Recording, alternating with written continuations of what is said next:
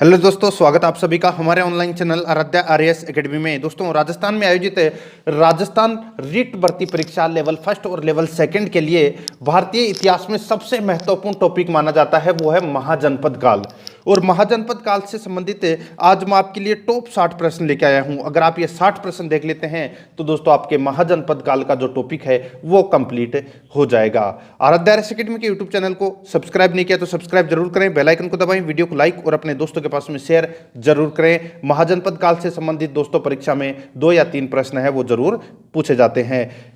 तो चलिए दोस्तों शुरू करते हैं आज का अपना पहला प्रश्न। और मैं आपको कुछ एक्स्ट्रा चीजें बताना चाहता हूं। तो देखिए, बुद्ध के जन्म से पूर्व 6वीं शताब्दी ईसा पूर्व में भारत में 16 महाजनपदों में बटा हुआ है, यानी कि भारत में 16 महाजनपद थे। ठीक है, बौद्ध धर्म अंगुत्तर निकाय में 16 महाजनपदों का उल्लेख मिलता है।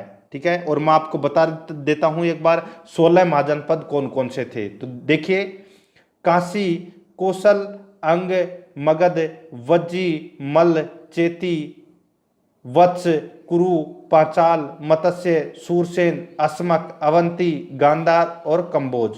ये टोटल 16 है, ये महाजनपद थे। 16 महाजनपदों में बटा हुआ था, तो ये 16 महाजनपद है। ठीक है, तो यहाँ पे देखिए दोस्तों, पहला प्रश्न आता है, सूची फर्स्ट को सूची सेकंड से सुमेलित कीजिए। सूची फर्स्ट में महाजनपद है और सूची सेकंड में राजधानी है। अब यहाँ पे देखिए, 16 महाजनपदों में से अपने को यहाँ पे 4 दे रखे हैं और चारों की अपने को राजधानी पूछा गया है। यहाँ पे देखिए दोस्तों, सबसे पहले यहाँ पे पूछ रहा है कि गांधार की राजधानी, यानी कि गांधार जो महाजनपद है उसकी राजधानी तक्षशिला थी। क्या थी? तक्षशिला। सूरसेन की दोस्तों राजधानी थी मथुरा। कौन सी थी? मथुरा। और वत्स की राजधानी दोस्तों कौन सी थी? वो है कौशाम्बी। कौन सी? कौशाम्बी। और कौशल की दोस्तों राजधानी थी श्रावस्ती या अयोध्या। श्रावस्ती या अयोध्या, ये दोस्तों कौशल की राजधानी थी। अब यहाँ पे मैंने सारे के सारे सही सुमेलित कर दिए हैं, तो इसका राइट आंसर हो जाएगा 4 1 2 3। 4 1 2 3 ए नंबर का ऑप्शन बिल्कुल सही उत्तर हो जाएगा। आगे देखिए, इसमें सेकंड नंबर प्रश्न, हर्यक वंश के किस शासक को कुणिक कहा जाता था? तो हर्यक वंश के किस शासक को कुणिक कहा जाता था? तो इसका राइट आंसर हो जाएगा दोस्तों, वो है इसमें अजातशत्रु। किसको? अजातशत्रु को दोस्तों कुणिक कहा जाता था। ठीक है, तो इसका राइट आंसर इसमें वो है सी नंबर ऑप्शन, बिल्कुल सही उत्तर अजातशत्रु। आगे देखिए, किस शासक ने गंगा एवं सोन नदियों के संगम पर पाटलिपुत्र नामक नगर की स्थापना की? किस शासक ने गंगा एवं सोन नदियों के संगम पर पाटलिपुत्र नामक नगर की स्थापना की? तो किसने की थी? तो ये की थी दोस्तों उदयीन ने। किसने? उदयीन ने। तो इसका राइट आंसर इसमें बी नंबर का ऑप्शन बिल्कुल सही उत्तर हो जाएगा, उदयीन। ठीक है, आगे देखिए, इसमें 4 नंबर का प्रश्न है, शिशुनाग वंश का वह कौन सा शासक था जिसके समय में वैशाली में द्वितीय बौद्ध संगीति का आयोजन किया गया, जिसे यानी कि उसे काकवर्ण के नाम से भी जाना जाता है? तो देखिए दोस्तों, सबसे पहले मैं आपको बता दूं, द्वितीय बौद्ध संगीति, ठीक है, टोटल बौद्ध संगीति है ये दोस्तों 4 हुई थी। ठीक है, कितनी बौद्ध संगीति हुई थी? 4। एक ट्रिक है जिसके माध्यम से आप चारों बौद्ध संगतियों के समय जो किसका शासनकाल था वो आप याद रख सकते हैं। देखिए, ट्रिक है दोस्तों अक्का अक। ठीक है, अक्का अक, यानी कि पहली बौद्ध संगीति आयोजित हुई थी दोस्तों अजातशत्रु के समय, और दूसरी बौद्ध संगीति आयोजित हुई थी दोस्तों, का मतलब क्या हो जाएगा? कालाशोक। ठीक है, क्या हो जाएगा? कालाशोक। और तीसरी बौद्ध संगीति आयोजित हुई थी दोस्तों अशोक के समय, और लास्ट यानी कि चौथी बौद्ध संगीति हुई थी दोस्तों कनिष्क के समय।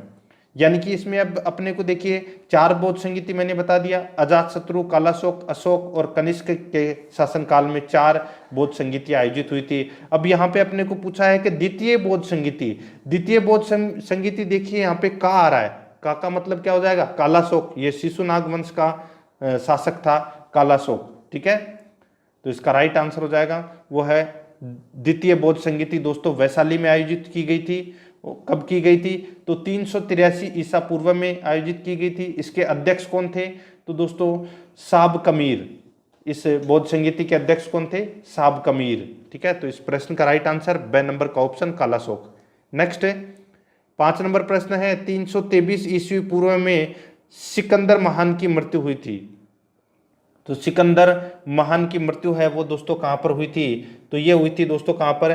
तो बेबीलोन में। कहाँ पर हुई थी? बेबीलोन में। तो इसका बी नंबर ऑप्शन बिल्कुल सही उत्तर हो जाएगा। आगे देखिए, सिकंदर महान एवं पोरस पुरु की सेनाओं के मध्य यानी कि सेनाओं ने निम्नलिखित में से किस नदी के आमने सामने वाले तटों पर पड़ाव डाला हुआ था? दोबारा देखिए, सिकंदर महान एवं पोरस या पुरु की सेनाओं ने निम्नलिखित में से किस नदी के आमने सामने वाले तटों पर पड़ाव डाला हुआ था? तो इसका राइट आंसर हो जाएगा वो है दोस्तों झेलम नदी के आमने सामने पड़ाव डाला हुआ था। तो इसका राइट आंसर हो जाएगा इसमें वो है इसमें बी नंबर का ऑप्शन बिल्कुल सही उत्तर।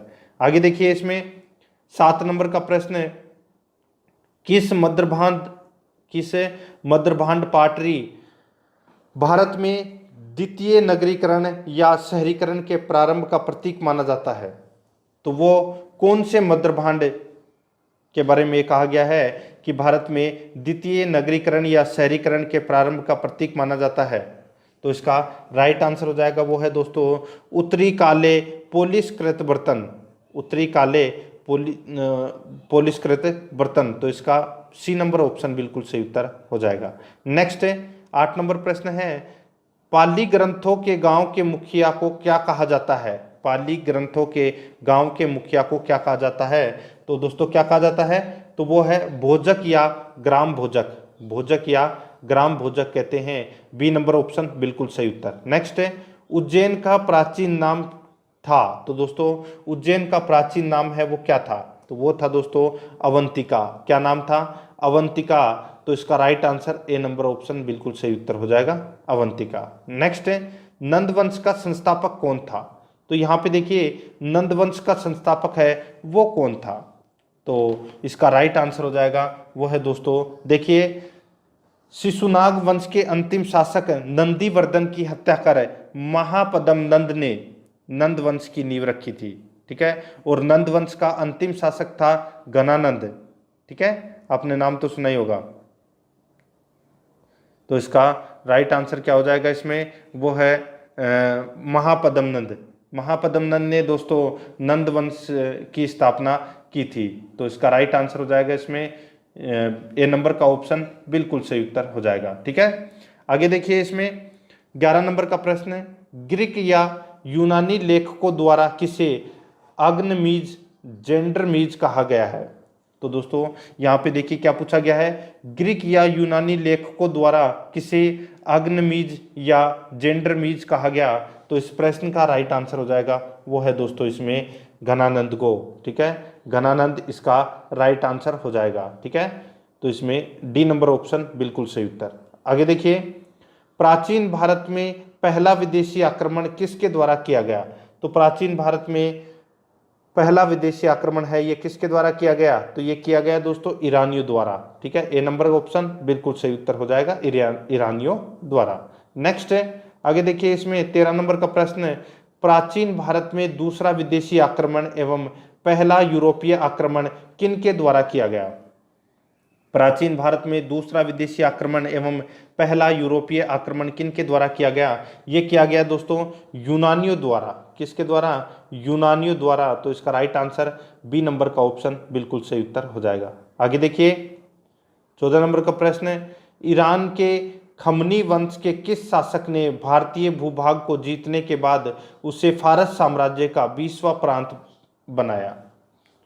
तो दोस्तों ईरान के खमनी वंश के किस शासक ने भारतीय भूभाग को जीतने के बाद उसे फारस साम्राज्य का 20वां प्रांत बनाया? तो इसका राइट आंसर हो जाएगा इसमें वो है दोस्तों डेरियस या दारेबाहु फर्स्ट। ठीक है, तो इसमें बी नंबर का ऑप्शन बिल्कुल सही उत्तर हो जाएगा। आगे देखिए, इसमें 15 नंबर का प्रश्न है, देखिए इसमें हाइडेस्पस या विस्तता आधुनिक नाम झेलम का युद्ध 326 ईस्वी पूर्व किन किन शासकों के बीच में हुआ था। तो देखिए दोस्तों, यहाँ पे सिकंदर मकदूनिया का शासक था। उसने भारत पर 326 ईस्वी पूर्व आक्रमण किया। पंजाब के राजा पोरस ने सिकंदर के साथ झेलम नदी के किनारे हाइडे स्पीज का युद्ध दोस्तों लड़ा था, ठीक है, परंतु हार गया था, ठीक है। तो इसका राइट आंसर हो जाएगा इसमें वो है सिकंदर और राजा पोरस के मध्य यह युद्ध लड़ा गया था। ए नंबर का ऑप्शन बिल्कुल सही उत्तर हो जाएगा। आगे देखिए इसमें 16 नंबर का प्रश्न है, सिकंदर ने भारत पर कब आक्रमण किया। तो दोस्तों सिकंदर ने भारत पर कब आक्रमण किया, तो 326 ईस्वी पूर्व आक्रमण किया था। ए नंबर का ऑप्शन बिल्कुल सही उत्तर। किस किस के मध्य हुआ था युद्ध, तो सिकंदर और पंजाब के राजा पोरस के मध्य, ठीक है।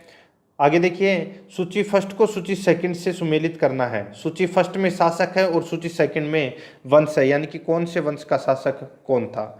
तो यहाँ पे देखिए दोस्तों, बिंबिसार है, ये कौन से वंश का शासक था, तो ये हर्यक वंश का शासक था बिंबिसार। यहाँ पे कालाशोक है, ये कौन से वंश का शासक था, तो ये शिशुनाग वंश का शासक था, ठीक है। और महापद्म नंद है, ये नंद वंश का शासक था। बिंदुसार है, ये मौर्य वंश का शासक था। दोबारा देखिए, बिंबिसार हर्यक वंश का शासक, कालाशोक शिशुनाग वंश का शासक, महापद्म नंद ये नंद वंश का शासक और बिंदुसार है ये मौर्य वंश का शासक था। तो इस प्रश्न का राइट आंसर 1 2 4 3 1 2 4 3 यानी कि बी नंबर का ऑप्शन है वो अपना इसमें राइट आंसर हो जाएगा। आगे देखिए इसमें 18 नंबर का प्रश्न है, सूची फर्स्ट को सूची सेकंड से सुमेलित कीजिए। सूची फर्स्ट में महाजनपद है और सूची सेकंड में आधुनिक क्षेत्र दे रखे हैं। यहाँ पे देखिए दोस्तों, मगध महाजनपद है, इसका जो आधुनिक क्षेत्र है वो कौन सा है, तो वो है दोस्तों पटना व गया के जिले। तीसरा महाजनपद यहाँ पे देखिए वत्स महाजनपद का आधुनिक क्षेत्र है इलाहाबाद और कौशल महाजनपद का आधुनिक क्षेत्र है अवध और अवंती महाजनपद का आधुनिक क्षेत्र है मालवा, ठीक है। तो इस प्रश्न का राइट आंसर हो जाएगा 1 2 3 4 यानी कि ए नंबर का ऑप्शन बिल्कुल सही उत्तर हो जाएगा। 19 नंबर प्रश्न देखिए, मगध की प्रथम राजधानी कौन सी थी। मगध की प्रथम राजधानी कौन सी थी, तो वह है दोस्तों गिरिवज्र या राजगृह, ये इसका राइट आंसर हो जाएगा इसमें, ठीक है। सी नंबर का ऑप्शन बिल्कुल सही उत्तर हो जाएगा। देखिए 6ठी शताब्दी ईसा पूर्व 16 महाजनपदों का उदय हुआ, इनमें मगध सबसे शक्तिशाली था, ठीक है, ये भी आपको इसमें याद रखना है। आगे देखिए, किस शासक द्वारा सर्वप्रथम पाटलिपुत्र का राजधानी के रूप में चयन किया गया। तो दोस्तों किस शासक के द्वारा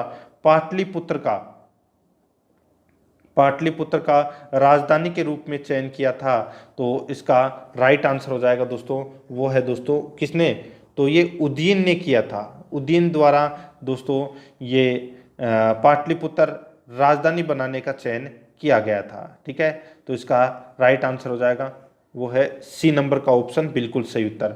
और देखिए पाटलिपुत्र की स्थापना का श्रेय भी उदयन को जाता है, ठीक है। तो इसका राइट आंसर, और ये हर्यक वंश का अंतिम शासक था उदयन, ठीक है, ये भी आपको इसमें याद रखना है। सी नंबर ऑप्शन सही उत्तर। आगे देखिए 16 महाजनपदों की सूची उपलब्ध है। तो दोस्तों ये सूची है, ये कहाँ उपलब्ध है, तो मैंने आपको बताया था दोस्तों अंगुत्तर निकाय, कहाँ पर है, अंगुत्तर निकाय में दोस्तों ये 16 महाजनपदों की सूची है ये मिलती है, ठीक है। ये बौद्ध ग्रंथ है अंगुत्तर निकाय, बी नंबर ऑप्शन बिल्कुल सही उत्तर। नेक्स्ट है, निम्नलिखित में से मगध का कौन सा राजा सिकंदर महान के समकालीन था। तो सिकंदर महान के समकालीन मगध का कौन सा राजा था, तो वो था दोस्तों इसमें घनानंद। कौन था, घनानंद, बी नंबर ऑप्शन बिल्कुल सही उत्तर। आगे देखिए इसमें प्रथम मगध साम्राज्य का उत्कृष्ट किस नदी पर हुआ था।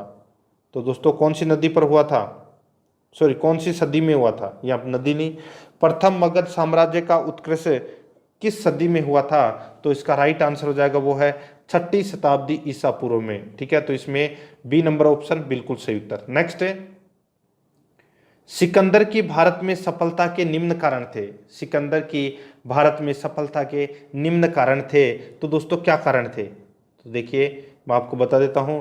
भारत में तब कोई केंद्रीय सत्ता नहीं थी, बिल्कुल सही है। उसकी सेना श्रेष्ठ प्रकार की थी, ये भी इसमें सही है। उसे देशद्रोही भारतीय शासकों का सहयोग मिला, ये भी इसमें बिल्कुल सही है। वह एक अच्छा प्रशासक था, ये भी दोस्तों इसमें बिल्कुल सही है। तो भारत में सफलता के जो प्रमुख कारण थे सिकंदर के, ये चारों ही सही है।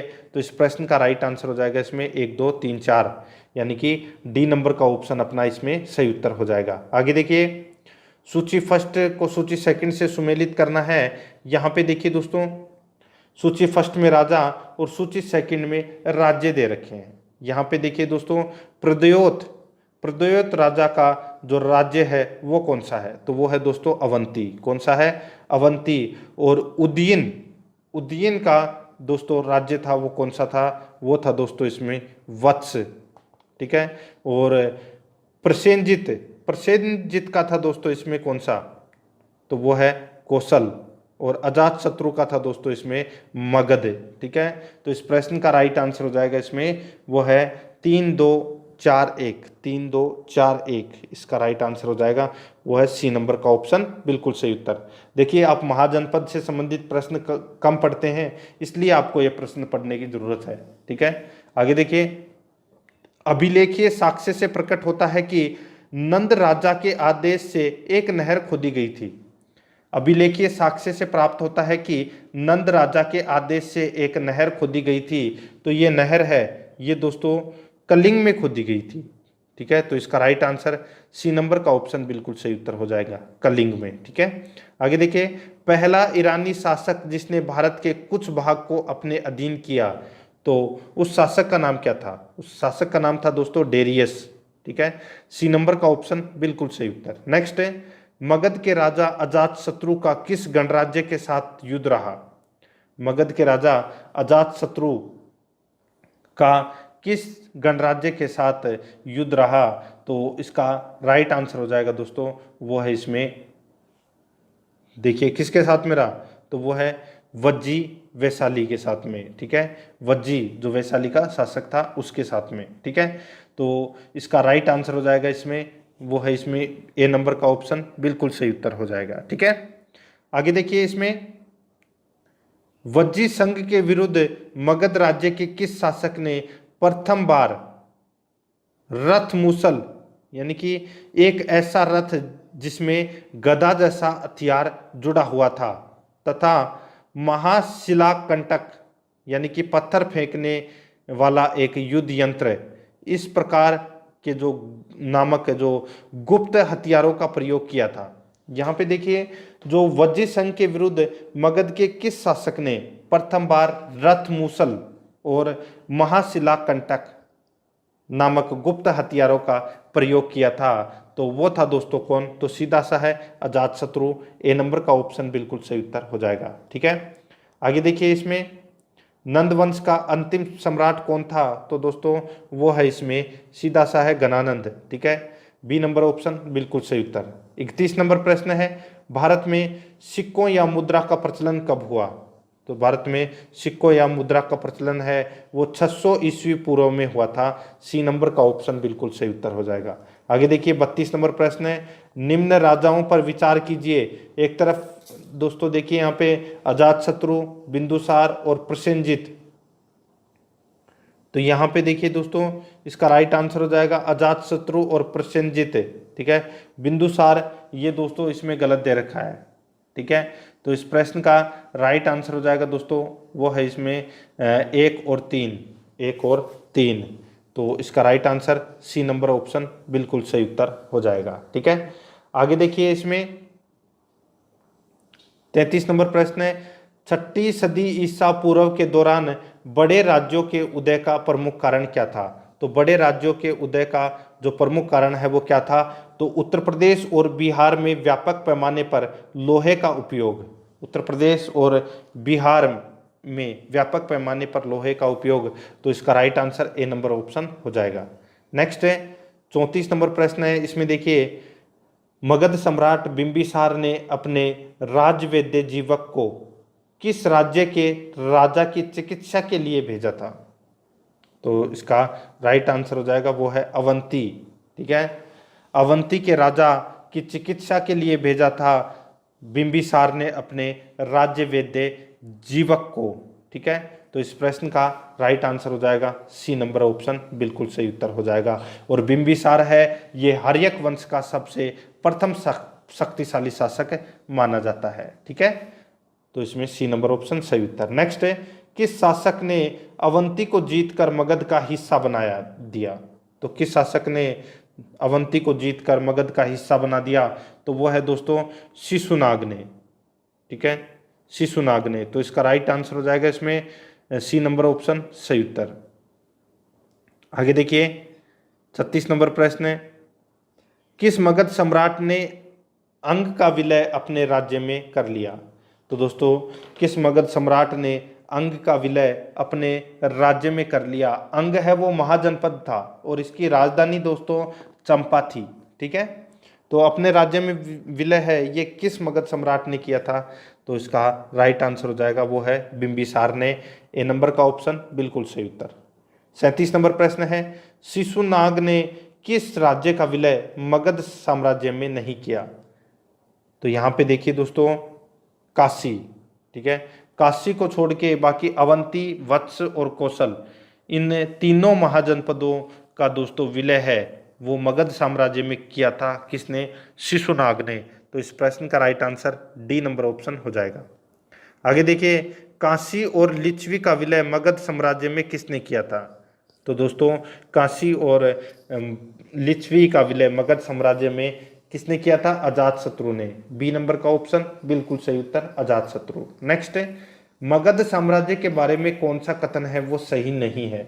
तो कौन सा कथन है वो इसमें सही नहीं है? तो यहाँ पे देखिए पुराणों और महाकाव्यों के अनुसार इसकी स्थापना भद्रथ ने की, बिल्कुल सही है। आगे देखिए महापद्मनंद ने इसे सर्वाधिक विस्तार प्रदान किया तथा सर्व छत्रातक यानी कि क्षत्रियों का अंत करने वाला एवं इकराट की उपाधि धारण की थी, बिल्कुल सही है।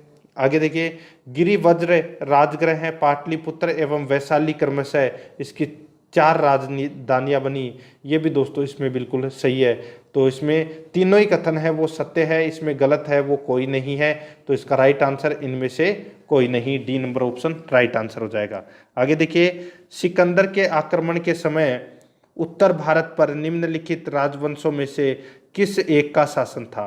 तो किस एक का शासन था?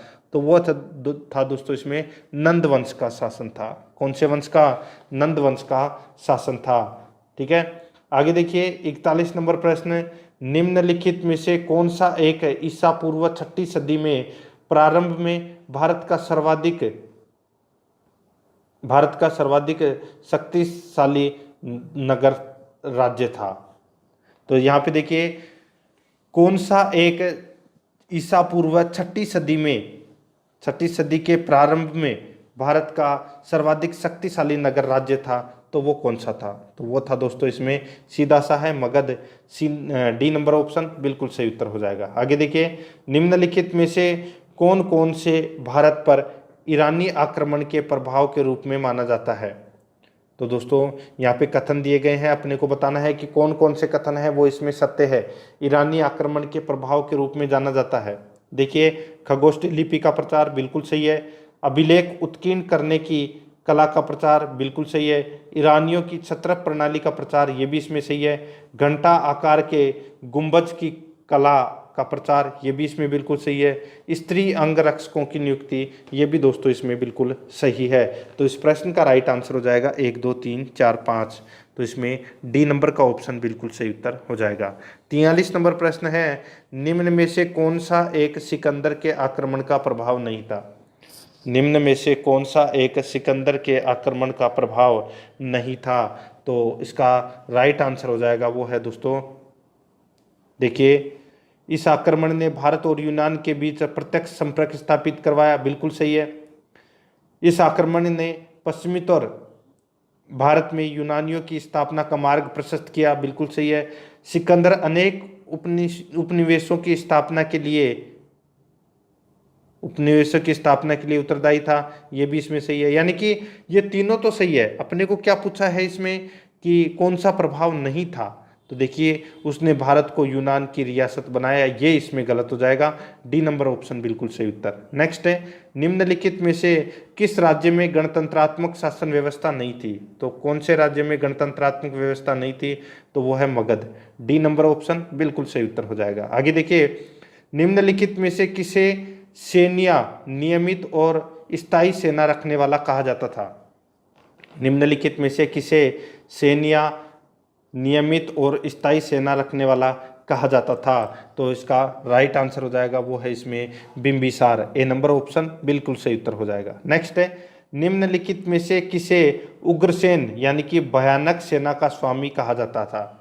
तो भयानक सेना का स्वामी किसे कहा जाता था? तो ये कहा जाता था दोस्तों महापद्मनंद को। तो इसका राइट आंसर ए नंबर का ऑप्शन बिल्कुल सही उत्तर। और महापद्मनंद है ये दोस्तों नंद वंश की इसने स्थापना की थी। ठीक है, आगे देखिए, डेरियस दायरबाहु फर्स्ट ने 516 ईस्वी पूर्व में सिंधु नदी के तटवर्ती भूभाग को जीतकर उसे ईरान का 20वां छत्रबी यानी कि प्रांत बनाया।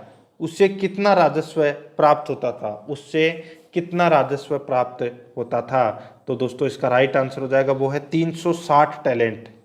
360 टैलेंट ए नंबर का ऑप्शन बिल्कुल सही उत्तर। नेक्स्ट है, निम्नलिखित में से कौन सिकंदर के साथ भारत आने वाला इतिहासकार नहीं था? तो कौन सिकंदर के साथ भारत आने वाला इतिहासकार नहीं था? तो वो था दोस्तों इसमें हेरोडोटस। ठीक है, तो इसका राइट आंसर डी नंबर का ऑप्शन बिल्कुल सही उत्तर हो जाएगा। बाकी देखिए, नियाकर्स और एनासिक्रिटिस, एस्टिटोबुल्स, तो इसका राइट आंसर हो जाएगा इसमें डी नंबर का ऑप्शन। ये तीनों आए थे लेकिन हेरोडोटस नहीं आया था। नेक्स्ट है, महाजनपद काल में श्रेणियों के संचालक को कहा जाता था? महाजनपद काल में श्रेणियों के संचालन को क्या कहा जाता था? श्रेष्ठिन कहा जाता था। ए नंबर ऑप्शन सही उत्तर। 50 नंबर प्रश्न है, गृहपति का अर्थ है? तो गृहपति का अर्थ है दोस्तों धनी किसान। ए नंबर ऑप्शन सही उत्तर। सूची फर्स्ट को सूची सेकंड से मिलान करना है। देखिए दोस्तों यहाँ पे सूची फर्स्ट और सूची सेकंड दे रखा है। अब यहाँ पे देखिए सीधा सा मैं आपको बता दूं इसमें, तो अष्टकुलक है वो क्या होती थी? तो ये एक परामर्शदायी संस्था होती थी अष्टकुलक। ठीक है, महामात्र है ये उच्च कोटि के अधिकारी होते थे महामात्र। और बलि साधक वाला अधिकारी है ये किसानों से कर वसूलने का काम करते थे। और सोलिकक या शुल्काध्यक्ष ये दोस्तों शिल्पियों व व्यापारियों से शुल्क या चुंगी वसूलने वाला अधिकारी होता था। तो यहाँ पे सारे के सारे सही सुमेलित हैं। 1 2 3 4 इसका राइट आंसर हो जाएगा, यानी कि ए नंबर का ऑप्शन बिल्कुल सही उत्तर। नेक्स्ट आगे देखिए, मगध के किस प्रारंभिक शासक ने राज्यारोहण के लिए अपने पिता की हत्या की और इसी कारण वश अपने पुत्र द्वारा मारा गया? मगध के किस प्रारंभिक शासक ने राज्यारोहण के लिए अपने पिता की हत्या की और इसी कारणवश अपने पुत्र द्वारा मारा गया? तो इसका राइट आंसर हो जाएगा वो है अजातशत्रु। बी नंबर का ऑप्शन बिल्कुल सही उत्तर हो जाएगा। ठीक है, देखिए बिंबिसार के पुत्र अजातशत्रु ने बिंबिसार की हत्या कर सिंहासन प्राप्त किया था। ठीक है, ये आपको इसमें याद रखना है। आगे देखिए, और देखिए अजातशत्रु ने तो बिंबिसार की हत्या की और अजातशत्रु का बेटा का नाम था दोस्तों उदायिन। क्या नाम था? उदायिन। ठीक है, जिसने पाटलिपुत्र नगर बसाया था। ठीक है, उदायिन ने अजातशत्रु की हत्या कर दी। ठीक है, तो बी नंबर ऑप्शन सही उत्तर हो जाएगा। आगे देखिए, विश्व का पहला गणतंत्र वैशाली में किसके द्वारा स्थापित किया गया था? विश्व का पहला गणतंत्र वैशाली में किसके द्वारा स्थापित किया गया था? तो ये किया गया था दोस्तों किसके द्वारा? तो लिच्छवी के द्वारा। डी नंबर ऑप्शन सही उत्तर। आगे देखिए, सूची फर्स्ट को सूची सेकंड से सुमेलित करना है। सूची फर्स्ट में महाजनपद है और सूची सेकंड में राजधानी है। यहाँ पे देखिए दोस्तों, कुरु महाजनपद की राजधानी दोस्तों इंद्रप्रस्थ थी। कौन सी थी? इंद्रप्रस्थ। और पांचाल यानी कि पांचाल महाजनपद की जो राजधानी थी वो दोस्तों थी कौन सी, अहिछत्र, ठीक है, अहिछत्र या कोम्पिलय। तो इसका राइट आंसर हो जाएगा अहिछत्र। कौशल, कौशल की राजधानी थी दोस्तों श्रावस्ती या अयोध्या अपन उसको बोल सकते हैं, ठीक है। तो यहाँ पे इसका राइट आंसर क्या हो जाएगा, देखिए वत्स की राजधानी तो कौशाम्बी, यहाँ पे साकेत दे रखा है, क्या दे रखा है, साकेत। साकेत की जगह दोस्तों आप इसमें श्रावस्ती कर लेना, श्रावस्ती, ठीक है। तो इसका राइट आंसर हो जाएगा इसमें वो है कौन सा, 4312, 4312 इस प्रश्न का राइट आंसर हो जाएगा, यानी कि बी नंबर का ऑप्शन बिल्कुल सही उत्तर। 55 नंबर प्रश्न है, निम्न में से कौन एक बौद्ध ग्रंथ 16 महाजनपदों का उल्लेख करता है, तो वो है अंगुत्तर निकाय, ठीक है। ये बौद्ध धर्म का ग्रंथ है, इसमें 16 महाजनपदों का उल्लेख मिलता है। नेक्स्ट है, निम्नलिखित में से कौन एक मगध साम्राज्य की राजधानी नहीं रहा, तो वो है दोस्तों इसमें कौन राजधानी नहीं रहा, तो वो है कौशाम्बी, ठीक है। कौशाम्बी इसका राइट आंसर हो जाएगा, ठीक है। आगे देखिए इसमें, ईरान के खमनी वंश के किस शासक ने भारतीय भूभाग को जीतने के बाद उसे फारस का 20वां प्रांत बनाया।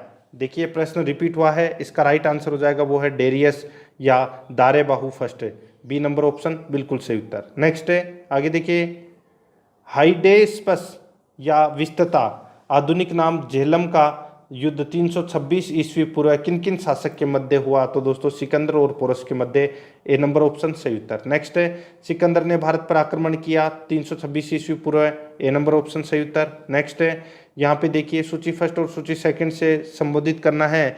यहाँ पे देखिए बिंबिसार है, ये दोस्तों हर्यक वंश का शासक था।